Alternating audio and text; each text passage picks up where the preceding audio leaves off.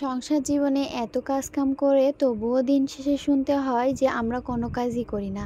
Hello বন্ধুরা, আসসালামু আলাইকুম। সবার কি অবস্থা? আশা করি সবাই ভালো আছেন। আপনাদের দোয়া এবং ভালোবাসায় আমরাও ভালো আছি। ভিডিওর শুরুতেই বলেছি যে সংসার জীবনে এত কাজ করে তবুও দিন শেষে শুনতে হয় যে আমরা মেয়েরা কোনো কাজই করি না। এটা শুধু বাড়ির বড় নানা, শ্বশুর শাশুড়ি, স্বামী সবাই বলে। কি বলে জানেন? যদি একটু বসে থাকতে দেখে, একটু শুয়ে থাকতে দেখে, তাহলে এটা করো ওটা করো। তাদের আবদারের শেষ থাকে না। আর এত রোদ এত গরমের মধ্যে রান্না করে যে তাদের মুখের কাছে দেওয়া হয়, এটাও তাদের কাছে সাধারণ কিছু মনে হয়। আর হ্যাঁ, অনেকেই দেখছেন যে আমি ভিডিওর প্রথমে একটা পাতি হাঁস জবাই করেছি, মানে বতক যেটাকে বলি। সেটা আমার মা দিয়েছিল যেদিন আমি বাড়ি থেকে চলে আসছিলাম আমার আম্মুর বাসায় থেকে, সেদিনই পাতি বতকটা দিয়েছিল। আর সেটাই আজকে রান্না করব। আর এর আগে আমি মাংসের ভিডিও মানে প্রায়ই দিই, তো অনেকে আমার ভিডিওতে কমেন্ট করেন, শুধু কি আপনারাই ভালো মন্দ খান, না আমরা কখনো খাই না? হ্যাঁ, আপনারাও খান।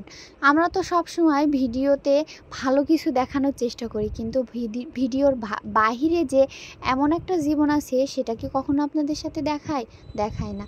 শুধু আমরা না, ভিডিও যারা করে তারা কিন্তু সব সময় আমরা ভালো কিছু তুলে ধরার চেষ্টা করি। তাই আমরা যেদিন সুন্দর ভালো কিছু রান্না করি সেটা আপনাদের সাথে শেয়ার করি। হ্যাঁ, আমি সাধারণ কিছুও শেয়ার করি, কারণ আমি হলো গ্রামের একটা মেয়ে। আমি কি সবসময় অসাধারণ কিছু খেতে পারবো বা অসাধারণ কিছু রান্না করতে পারবো? আর হ্যাঁ, কমেন্টে অনেকজন বলেছেন মাটির জিনিস পেয়েছেন, তো এই সবসময় কি মাটির জিনিসের রান্না করতে হবে? না, কেন? আমার শখ, আমার ইচ্ছা, আমি মাটির জিনিসের রান্না করব, সেটা আমি ভিডিও করব। আর ভিডিওতে মাটির জিনিসের রান্না বান্না, মাটির জিনিসের সব কিছু লাড়াচাড়া সব কিছু ভালো লাগে। তার জন্যই আমি মাটির জিনিসে রান্না করি। আর আমার অনেক দিন থেকে শখ ছিল যে আমি মাটির হাঁড়ি পাতিলে রান্না করব। তবে আমার পাতিল লওয়া হয়নি, কারণ মাটির চুলাতে রান্না করতে মাটির হাঁড়ি হলে বেশি ভালো হয়। তবে এটাও আমি নিয়ে নিব। আমি কিন্তু গ্রামের খুব সাধারণ একটা মেয়ে। আমি অসাধারণ কোনো কিছু না, আমি দেখতে সুন্দরও না, তবে আমি যতটুকু আল্লাহ আমাকে যেভাবে সৃষ্টি করেছে আমি তাতেই কিন্তু খুশি। আমি একটা রিলস ভিডিও আপলোড করেছিলাম, অনেকে বলেছেন যে আপু আপনি আদৌ কি সুন্দর? আসলে কি আমি সুন্দর? আমি সুন্দর হতেও চাই না।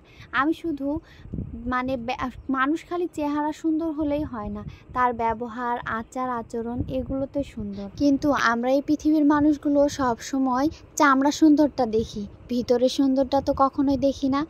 এই চামড়া সুন্দর না হওয়ার কারণে মানুষ কিন্তু সব সময় ঠকে যায়। আর আমিও কিন্তু অনেকবার ঠকেছি, তা কিন্তু বলার মতো না। আর ঠকতে ঠকতে আজ আমি এত দূর।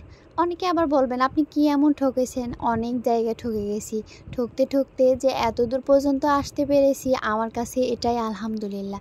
আপনারা সবাই আমার জন্য দোয়া করবেন, আমি আমার শ্বশুর শাশুড়ি, আমার বাবা মা সবাইকে সাথে নিয়ে থাকতে পারি। আর আমার এই মাটির বাড়ির জায়গাতে আমি যেন একটা সুন্দর করে বাড়ি দিতে পারি।